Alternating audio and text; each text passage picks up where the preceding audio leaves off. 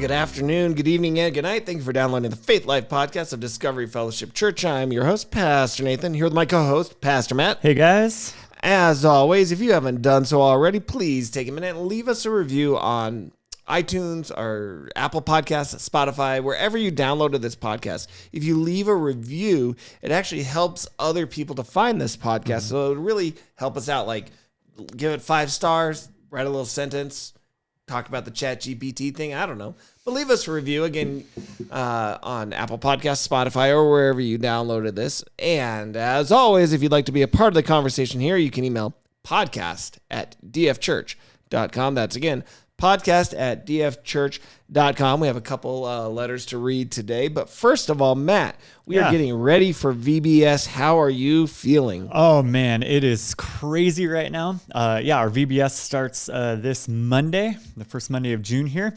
And lots of stuff happening here at the church. A lot of people here right now getting things up. Yesterday, we did some decorations. This morning came in. A lot of them were on the ground because the materials used did not stay. And so got to redo our efforts again today. So sad. But yeah, there's just a lot to do, a lot to prep, but we're excited. It's going to be an awesome week. That'll be pretty fun. A lot of kids in here, a lot of high energy. I love VBS. It's one of my favorite things we do. Last year, I had COVID during VBS. I got it before, and so it trailed into the beginning of. And you left us high and dry, my friend. I know. I'm so sorry. That's right.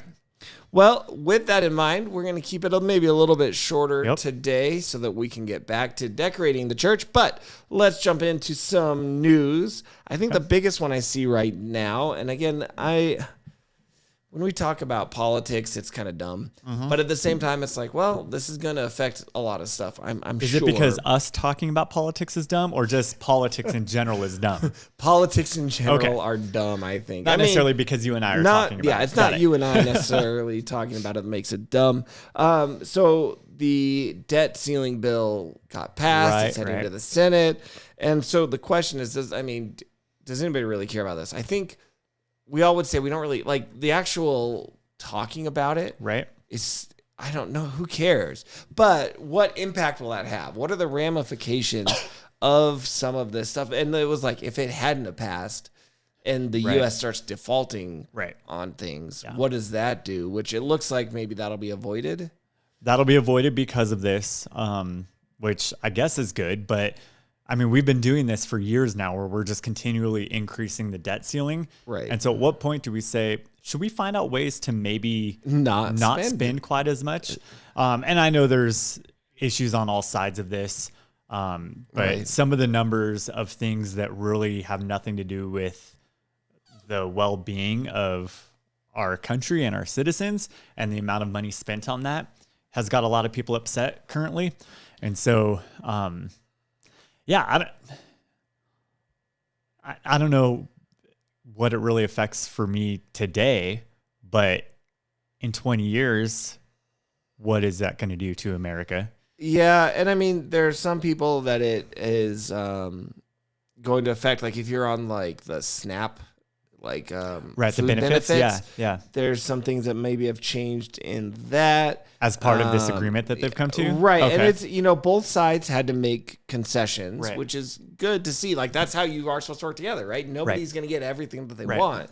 And now each side is going to be able to go and say, look, we got what we wanted, and say the things that they still got to keep. Right. It's just, that's the part I think is dumb. Like, obviously, all the politics of it. But it's like, all it really does is kick the problem down the road a little bit, right? Right. It's just pushing it out a few more years. This just gives us a couple more years, and then we're going to have the same discussion again. Yeah. So like I said, I think you're right. I think it really just, we need to rethink how we're spending money as a country maybe, and like get that under control. Yeah. And here's the thing. It's because everybody wants to spend the money, but nobody wants to like increase the taxes. Right. And so... And nobody wants to have certain areas cut so they can spend somewhere else. Right. Right. Like when you do your budget at home, if you want to do a vacation somewhere, and you need to start saving for that, that means you cut other places. So I go out to eat a couple less times, or, I sell a really expensive car to buy something that is paid for in cash. I thought you were going to say kidney. Or a kid. No, not kid. Oh, okay. Kidney. Right, but like organ. You know, you have your budget and you have to do what you can to stay under that. But yeah, for some reason, for years and years and years, like all throughout American history, it seems like that doesn't really matter. It's let's just spend and we'll figure out where that's going to come from eventually. Right. And so like, I know that looking at part of this, they allocated last year, like an $80 billion increase to the IRS. And this cuts some of that, it cuts $1.4 billion out of that. Why does the IRS need $80 billion? Yeah, I don't know. Here's the thing. And I know that there's not I know there's reasons for this, but they've talked about, there's been people who've talked about like when you do your taxes, it should be able to be done on like a postcard. Right. And they should be that simple that nobody has to hire a company to do it, that you can do it in a couple of minutes. Right. And just be done with it. Well, when I file my taxes, they're reviewed by someone to see if it's actually correct. So it's like the IRS already knows exactly what I owe, but they're going to make me do the work to confirm that I know what I owe. Right. Like, dude, just tell me what I owe or tell me what you owe me. Right. And let's move on. Right. I guess the problem with that, because I've thought about that too. The problem with that is, do you trust the person who wants to keep as much of your money as possible to say they know right? Because it's possible that I do them and I find like, well, I've got this exemption or I did this that they didn't realize. That's fair. And so I might keep a little bit more. Yeah. And they've got no incentive to make sure that happens. Right. So that's where it is. But I don't know. I feel like there should be a way to simplify it to the point where it's well, could it be like your property taxes where you can then dispute it? So they tell me, here's what you owe because of this. And like, oh, you missed this. IRS, so you need to add that. I only owe you this much. Yeah. But otherwise, it's just a quick little... Because honestly, how many people are going to go through that effort? Right. And so the government's going to get more money potentially because that extra $150 is not worth me doing anything. Who can we talk to at Washington? All right, Joe, give me a call, buddy. Biden? Yeah. Oh, no. He's the president, right? I know we're not getting into politics on here... But all right, real quick, before we hit our main topic. Oh, no. I don't understand how, like, even if you voted for him, and I understand why people voted for him initially. Okay. I get it. Whatever. Do you still support him? Like, do you still think that was a wise decision? Right. Because at this point, I don't understand how anybody could think this was a good idea. This is the problem with American politics is we vote based on a party rather than a person. And so sometimes the person matters. Well, I think the person matters every time. And so I tend to, I'm going to offend a lot of people right now. Oh boy, let's hear it. I would say I'm more non-partisan, right? Like I don't care if you're Republican or Democrat. I care about what you stand for and who you are. If you're going to lead the country that I'm a citizen of, right? I mean, it's similar to church leadership, right? If I'm going to be a member of your church, I need to trust the person. Right. Right? Not just the denomination. Not just the denomination. I'm not going to go to, like, this is a Baptist church. I grew up in a Baptist church, so I have a lot of Baptist roots. I'm not just going to go to a Baptist church because it's Baptist. I'm going to go to a Baptist church because the pastoral leadership of that church and the elder leadership of that church are people spiritually who I can trust and follow, right? So like I look at my government the same way where I don't care about your party. Like, because to me the two-party system is broken, stupid, it'll never perfectly represent your views. So right. But because of that, like our country's so divided based upon Republican or Democrat that now it doesn't matter who you are. If you're the person who is a Democrat on the ballot and I'm a Democrat, I'm voting for you, whether you're highly qualified and have all your mental capacities there or not. Ugh, that's a rough place to be. And it's a problem. Yeah. Well, man, politics are dumb. Didn't we start off this? When we started with this, and so that's okay. You know, we've talked, and we've had an episode where we talked about politics with our good friend Mike Pence, Vice President. Yeah. If you don't know what I'm talking about, go back and listen to our old episode. It was not the former Vice President Mike Pence, but it is our friend Mike Pence, who is a Vice President of where his he company. works. Yeah. The good news is my citizenship primarily is in heaven. Oh, yeah. Right. And so if I can view it in light of that, yes, this is dumb and stupid, but I know it's temporary. Right. And I have a hope and a peace beyond the politics of America. Perfect. So, yeah. Well, with that, let's jump into our main topic for today. Matt has found some surprising statistics. We're gonna flip it up. Normally, I'm pulling up all this stuff and Matt's reacting to it. So this week we're gonna flip it back a little bit. I'm gonna react a little bit to what Matt has brought up, and we're just gonna see where it goes. But what are these statistics kind of regarding? Yeah, so the Cultural Research Center from Arizona Christian University, they kind of put together this American Worldview inventory, and they do it every 3 years. So kind of what I saw was a report about what has changed since 2020 to 2023, and they do it at the beginning of the year. So this is just a few months old, these stats. And there's some very disturbing stuff. Okay. And there's some maybe encouraging things that we can look at and think through. Me. So let's just start. So this is what it looks like for a worldview. Okay. And so there's 3 categories that they have. Let me get down to that part real quick. Let's get down to business. See, that's exactly right. Where you went. To defeat the Huns. And then, okay. So you have 3 worldview segments that they call them. Okay. Segment 1 is integrated disciples. Okay. So this is you possess a biblical worldview based on scores in this survey related to beliefs and behavior. That's how they describe that segment of people. Okay, so do they define biblical worldview? I don't have that like test here. Okay. But based upon these numbers, I would say it would be what you and I would say is a biblical worldview. It looks accurate to that. Okay. You have emergent followers.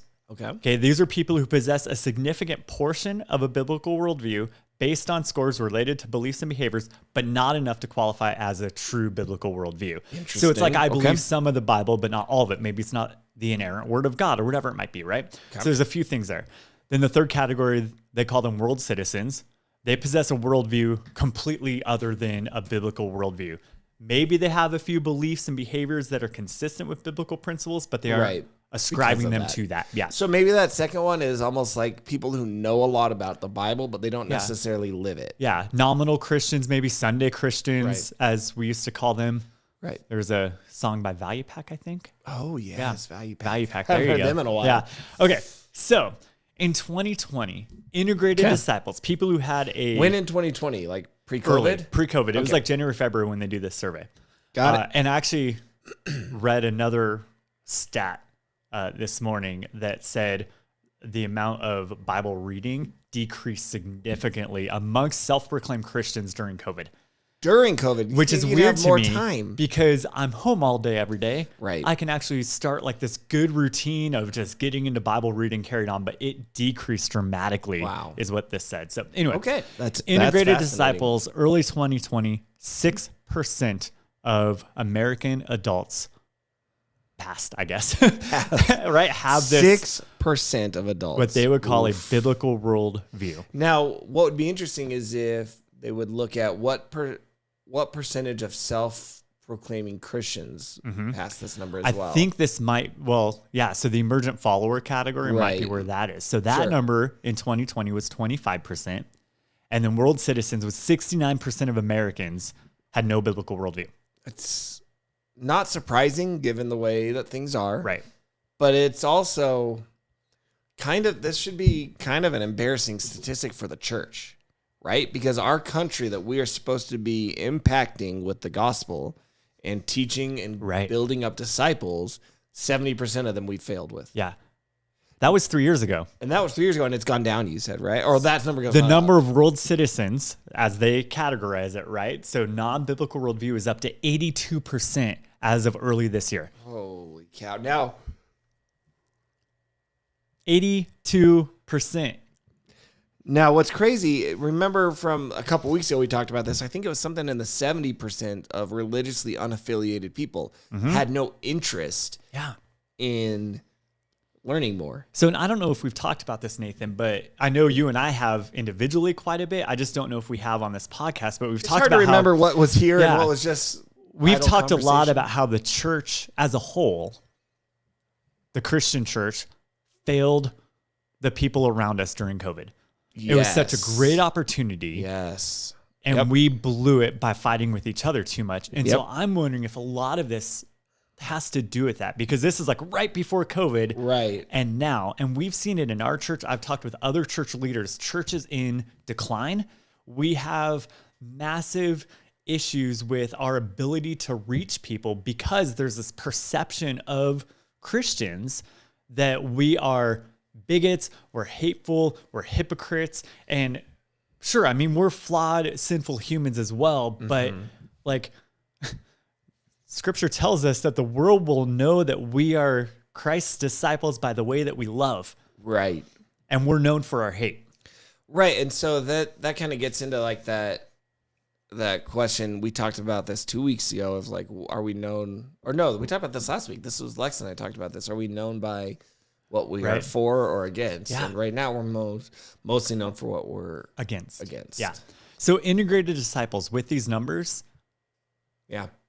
We lost a third of them. It is down to 4% now of Americans, like when they took this survey, would qualify as a true biblical worldview. And so that is tragic. Yeah. Some groups, some demographics lost more ground than others, it says. So we can maybe look at a little bit about that. Did we dig into any of the details of like what were the specific questions they asked and what people answered?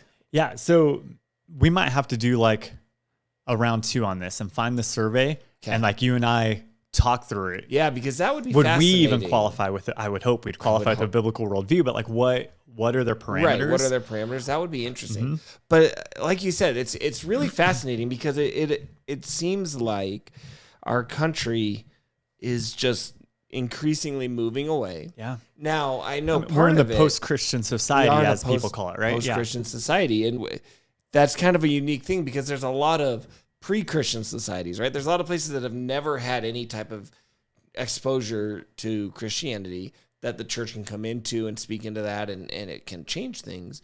But to have it and then reject it and move on from it. Yeah. The other thing that I see that happens a lot, though, I think, is that people tend to go from, like, they get this idea of moving out of Christianity because they're just, like you said, oh, hang on a minute.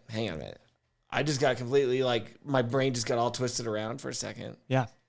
I'm going to back that up, rewind this. You can ignore what I just said. Here's what I was actually trying to get to. When we look at our definition of what actually makes you a Christian, are some people holding on to some of those tertiary things that we had talked about in the past? Right, yeah. And saying, see, look, our country has fallen so bad because people won't even say the Pledge of Allegiance anymore or something like that.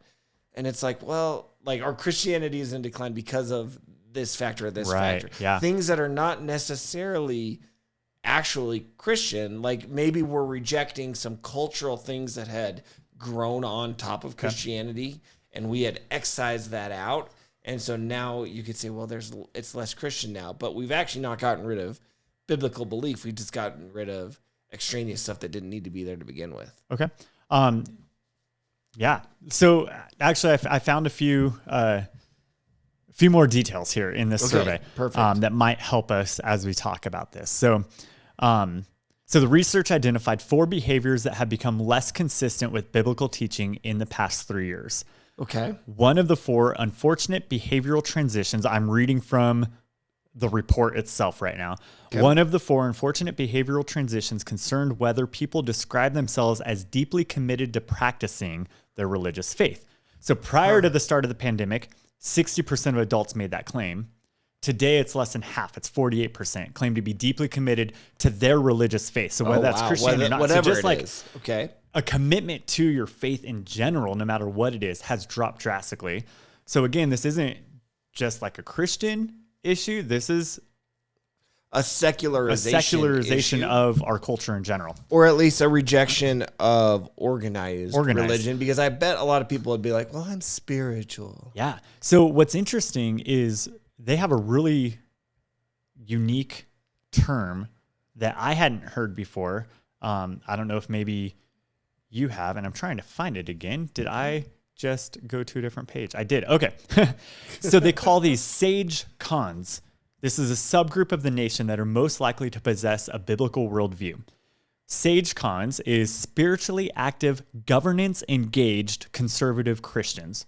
So I'm practicing my faith. I'm involved. The governance, I assume that means the local church governance, elder, pastor type of thing. Okay. Conservative Christian. So of people who claim to be in that category, 25% of those people have a biblical worldview, according to this survey. Interesting. Okay. And so that's pretty concerning as well. Yeah. And so we get to some of these things. So good news is that we had an increase in 14 percentage points from 2020 to 2023 of people who say there are moral absolutes that apply to everyone all the time. Okay. So that's good. That's good. That's a good start. We had an increase, though, of people who say, oh, this is good, actually. Okay. This is all good. So this is all good. More people embracing biblical beliefs in these four categories. So moral absolutes. Even if a person is good or does good things for other people, they can't earn a place in heaven. That went up 10 percentage points. That's interesting. The purpose of life is to know, love, and serve God with all your heart, mind, soul, and strength. That went up 7 points. Wow. And then the Bible is true and completely accurate words of God. That went up 5 points.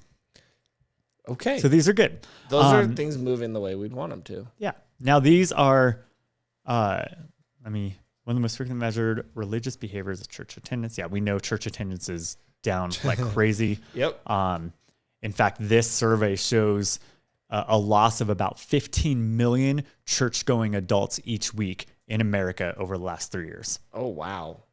That's a lot of people not going to church anymore. And we've talked about the purpose of church and why it matters in the past. So go back and listen to those if you think that, well, that number shouldn't be concerning as long as they're still Christian, right? So, okay, here's some bad ones. Okay, let's hear it.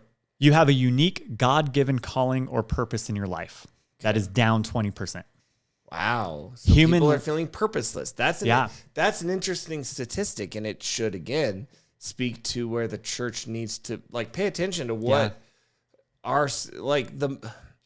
we talk about this a lot. You know, our message itself never changes. The gospel doesn't change. God does not change in that way. But the way in which it's presented, the way in which we engage, the way in which we look at our culture needs to adjust. And if you don't think that's true, I would invite you look at the Bible, look at Paul in the book of Acts.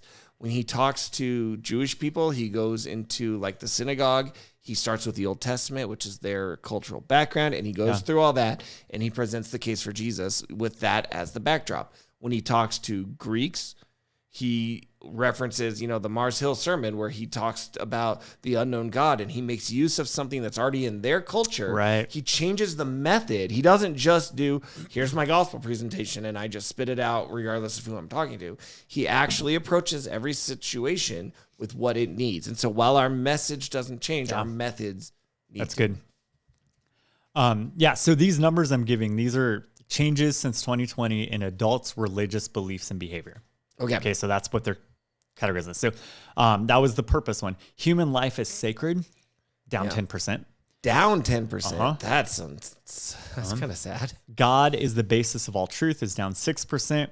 And people who consider themselves to be a Christian, not people who have a biblical worldview, but they just say, I'm a Christian, down 4%. Not surprising. Yeah. The human life one made me think of, I was just talking to somebody recently, and they were telling me there's a subreddit on the website Reddit for, it's called an antinatalist subreddit. And that word is like birth, right? And so this is a group of people who are legitimately against the fact that they themselves were born. Like they wish they could sue their parents for bringing them into existence because they never consented to that. As well as it is wrong for more people to be born, and we need to stop humanity. It's an anti-humanity subreddit of humans. And it's that's such a weird thing to exist. But when you look at something like you said, the value of human life, sanctity? That's not a word. Sanctity of human life being, down culturally. It's crazy. That type of thing is bound to happen. We need Jesus. This world needs Jesus. Always. Okay. So that was biblical beliefs. Let's go to biblical behaviors. Okay. 2 good ones. sexual intercourse between two people who are not married to each other is morally unacceptable. That's up 11 percentage points. Well, that's interesting. Yeah. Okay. That's kind of shocking. It is. Actually. Now, it says two people, so Good point. Because it allows for potentially like same-sex relationships within a quote-unquote marriage. Yeah. Maybe that's why there's that thought of, well, you gotta put a ring on it. Man, I was just hoping it was because people are like, maybe the way God designed sex to be between one man and one woman for a lifetime actually has value and purpose and meaning and can eliminate a lot of hurt in our world. Yeah, that would be nice, but no. All right. The other good news one is intentionally lying to someone to protect your reputation or best interest is morally unacceptable. That is up 6 points. It's above 50% of the Americans surveyed said intentionally lying to protect your own reputation is bad. Here's the next thing, though, that's disturbing. It's only above 50%. Yeah, it's at 53%. So almost half of our country says, no, it's cool to do that. Right. Okay.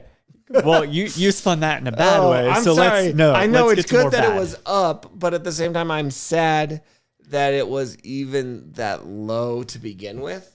Yeah, that's fair. So in 2020, 37% of Americans said that they read or study their Bible at least once a week. Okay, how many? 37%. 37, okay. That's down to 33% now. So it's gone down since COVID. Okay. That's weird because why, with all that free time, you'd read it more. You acknowledge your sins and ask for forgiveness at least once a week, also down 4 percentage points. So like, all right, let's spin this one to be good. Okay. People are sinning less, so they don't have to. Okay. That's something. So, right. That's right. That less sin, it's a good thing. So that was just America in general. Okay. But let's go specifically to people who are born again Christians, according to this survey. Okay. Yeah. This is where, as church leaders, we should be concerned. I know we talk a lot about reaching those who don't yet know Jesus, but it sounds like we have a major issue with those who do claim to know Jesus also. So we need to there's reach a discipleship issue. Don't know Jesus and start with the ones in our church who think they do. I mentioned something like that in one of my sermons recently, which you can hear on this podcast as well, on the other channel of it. Yep. That's right. Okay. So of born again Christians, this one breaks my heart.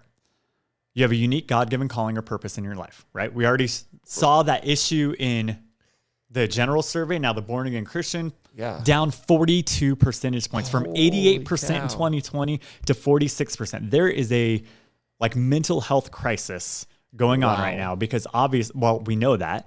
Right. But when 42% of born again Christians, people who say they have a relationship with Jesus and place their faith in him, don't see that they have a God-given purpose. That's tragic. Yeah. Well, it kind of makes me think of these other statistics we were looking at specifically on pastors. Like they are experiencing all sorts of issues. And so if the leaders are struggling this bad, how much more than the congregants are not doing great either. Oh my goodness. Okay. Abortion. Okay. Bible is unambiguous in its teaching about abortion. So that belief, meaning that the Bible is pretty clear on the value of human life at conception. Sinful. Okay.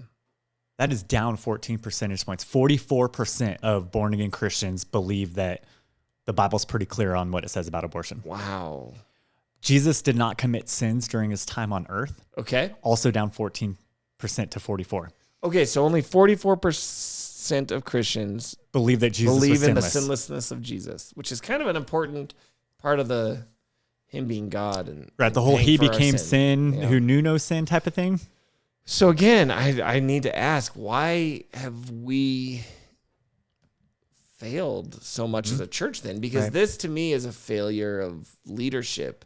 Yeah. Failure of teaching. Yep. If that is what's happened. Right. And I wonder if it's because maybe, again, we talked about all this extraneous stuff. I still look back at 90s Christianity. I think we emphasized and focused on so many of the wrong things. Mm-hmm. And so even in the 80s, 80s and 90s Christianity had so much unfortunate, misguided focus that we've kind of lost the thread of what really matters. And I know we talked about an episode on this week talked about deconstruction. And I think that's where a lot of this comes from, is that looking at all this stuff and saying, what do we need to get rid of that shouldn't have been there to begin with? How we need to clean house, let's do it. And I think that's partially from things like this. Yeah. I'm just going to do one more. Okay. Sad stat. Sure. And then we can wrap it up. Even if a person is good or does good things for other people, they cannot earn a place in heaven. Okay. So salvation by faith in Christ alone is down 7 percentage points. Only 48% of self-proclaimed born-again Christians believe that salvation is by faith alone. All right, so the other 52% think you have to earn your way to heaven. Mm-hmm. I would say, and this is maybe a different topic for a different time, I think part of that is the problem is that we have framed Christianity so much around the idea of this is how you get to heaven. And as opposed to this is how you restore your relationship with God. Right. This is how like God, and it's not even that. Even I misspoke maybe right then. It's not this is how you restore your relationship with God. This is how God has restored you to himself. Yeah. This is what God has done and how he's renewing everything. Right. This isn't, if it was just about, I don't want to go to the bad place, I just want to go to the good place. And that's so much of the cultural concept of what religion is. Right. It's the get out of hell free card type of thing, right? And like I said, even you see that in shows that are popular, like The Good Place. That's the whole idea is, did I do enough good to get enough points to get to the good place? And so what do we need to do as a church? Let's end with this then maybe. Yeah. What do we need to do as a church to refocus the discussion on what actually is biblical, what actually matters, and stop focusing on these maybe I want to say almost false gospels, but like false beliefs that have infiltrated in the church that get us off track and make us focus on the things that don't matter. Right. Well, first of all, I think these stats are, Satan's just smiling, right? Yeah. Like, because the greatest thing, like his goal is to draw people away from God, right? And he's winning right now. And so now we know how the story ends ultimately, right? Like we know the end of it, but currently, to put a sports analogy, like we're down by a lot and it is looking like we have no chance of coming back. Right. Right. And so as a church, I think we're doing a pretty good job of it here at Discovery, because we are more of an expositional teaching type of church. We're going through just books of the Bible. We're reading the Bible and we're learning from it, right? Right. So I think in general, the American church needs to get back to God's word being the source of our sermons and our discipleship and our gatherings, and not these topical feel-good or even cultural issues. Now, cultural issues matter as a Christian. We need to be engaged in our culture. We do. But not at the expense of knowing and understanding God's word. Right. And so I think you're right. Starting with God's word. And like you said, I think we do a good job here at Discovery. And I think maybe the next step is then making sure that we actually, as people here, understand it and apply it. Yeah. We don't just know it, but we do it. Right. And then giving that bridge, that connection to the practical, this is why it matters. Yeah. This isn't knowledge for knowledge's sake. And I think sometimes the church ours is not immune from this. Right. We can fall into the trap of being so biblically focused that we start to become biblically focused for the sake of being biblically focused. Right. As opposed to we learn the Bible so that we can know God. We don't learn the Bible so that we know the Bible. We know the Bible so that we can know God. Right. Right. And I think, the Bible even warns us against this in 1 Corinthians where it says knowledge puffs up, but love builds up. I think our church does fall into this trap sometimes where we are so proud of how much we know about God that we actually don't know God himself. Right. Right. It's the Kyle Idleman, right? He did the whole not a fan thing where we know all the stats about someone, but we don't actually have a relationship with that person. And I think that might be part of our problem as Christians is in our church currently, we're so puffed up with the knowledge we have about God that our hearts don't line up with his. They're not in tune with his. We're not going and being the hands and feet of Jesus. Instead, we're just sitting in our little circles talking about how much we know. Right. And James 1:22 warns against that, right? He does. Yeah. Don't just hear the word. Don't just know the word, but get off your lazy butt and do something about it, right? Right. Like, and focus on the things that matter. Like James is talking about, like, you know, caring for widows and orphans. And he talks about how you mistreat people because of the way they're dressed when they come to your meetings. And it's like, man. And all of that comes out of our relationship with Jesus. Right. Right. If I have a relationship with him, I'm going to be moved to do for him in response to the love he showed me, in response to how he restored that relationship with God, right? Right. But instead, either I do things because it's a checklist, or I do things because I'm guilted into it, or I don't do anything at all because I'm more focused on just how much I know. And all of that's a problem. And I think if we can reverse that shift in our church, it can change the world around us.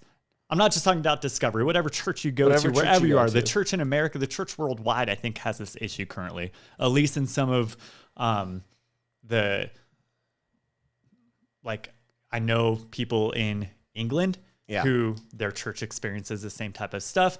I have a friend in Australia who is involved in ministry and they're kind of experiencing the same type of stuff. But I've heard great things of churches in like third world countries that are actually just focused on Jesus and loving him and then loving their neighbor.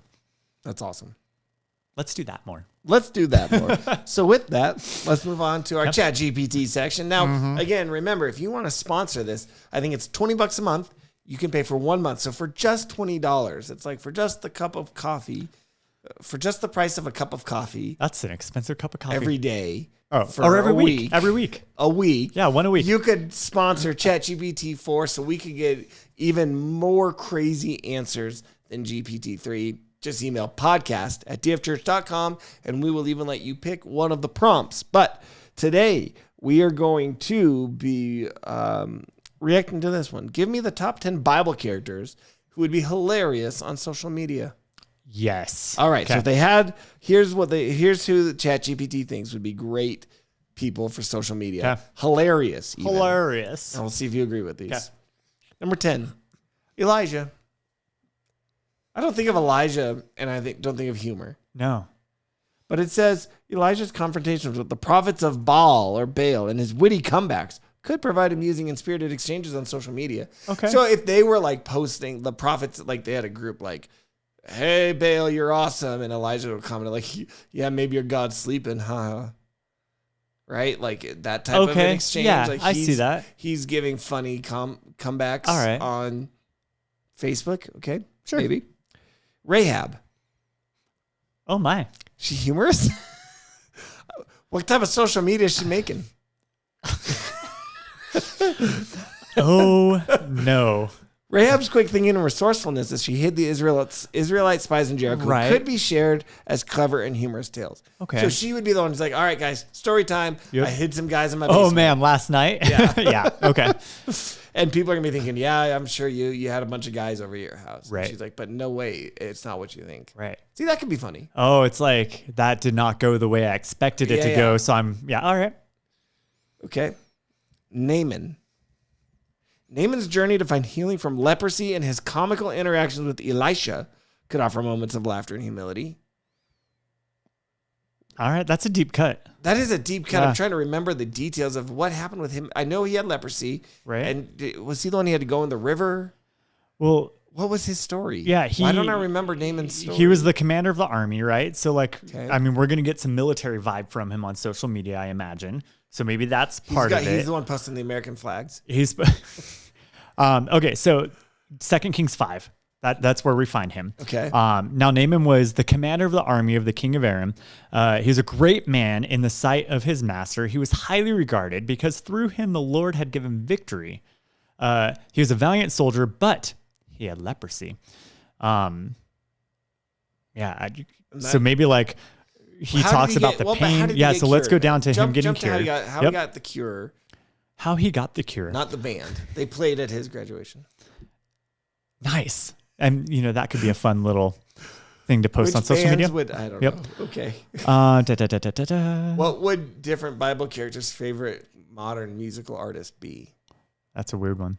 That's such a down the like complicated thing. I wonder, like, if Paul was listening to pop music, would he listen to Led Zeppelin? Oh my goodness. Okay. So Naaman went to Elisha. Elisha sent a messenger to say to him, go wash yourself 7 times in the Jordan and your flesh will be restored. Naaman was angry at that because he thought that Elisha would just rub his hand over it and everything's better. Oh, don't touch it. And so, then he says he turned and went off in a rage.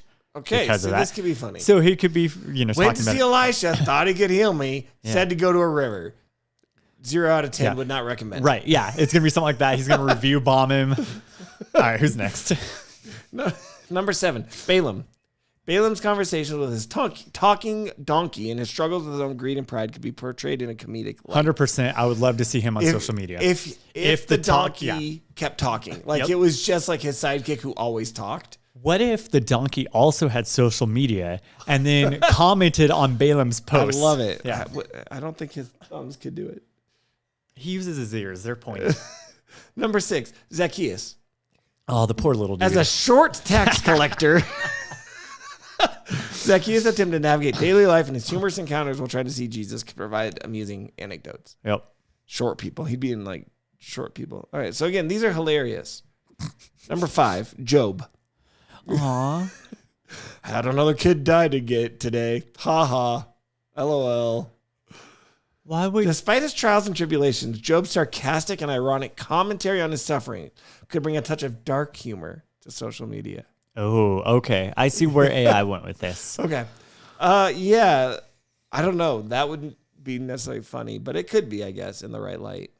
For certain people, they would laugh at that, I guess. Number 4, Samson. Samson's superhuman strength and misadventures with the Philistines could make for humorous stories and physical comedy.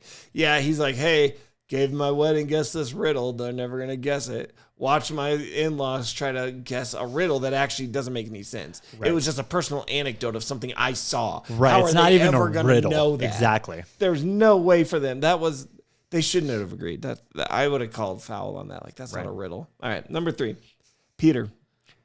Peter's impulsive nature and tendency 100%. to speak before thinking would likely result in entertaining and relatable social media posts. He'd also get canceled a lot. He would get canceled. And a lot of people would not like him. Right. And he would be the people that, like, I've often talked against of like, hey, Christians, maybe you don't say the first thing that comes to your mind on social media. Well, hold back a little bit, instead show love. I think about, not to like drop names of people, but like, oh man, I think of like Mark Driscoll as very Peter-esque a lot, because he does often put his foot in his mouth, say things that are kind of dumb and have to walk him back. Yeah.